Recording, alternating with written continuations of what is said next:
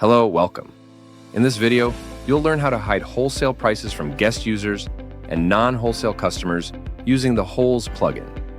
Only users with a wholesale role will be able to view the discounted prices. Guests and retail customers will still see the product, but won't be able to view the wholesale price. From your WordPress dashboard, go to Wholes, Settings, then click on Guest Access Restriction from the left-hand menu. Turn on the toggle for Hide Price for Guest Users. This will hide wholesale prices from visitors who are not logged in. Instead of the price, they'll see a custom label. For example, Login to View Wholesale Price. You can change this label using the Login to See Price custom label field.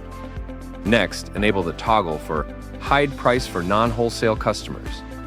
This hides wholesale prices from logged-in users who are not assigned to any wholesale role.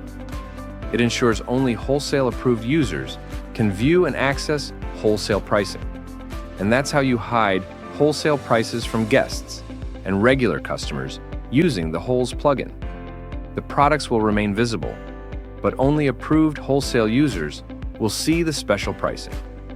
Thanks for watching, and check out the next tutorials to explore more of what Wholes can do.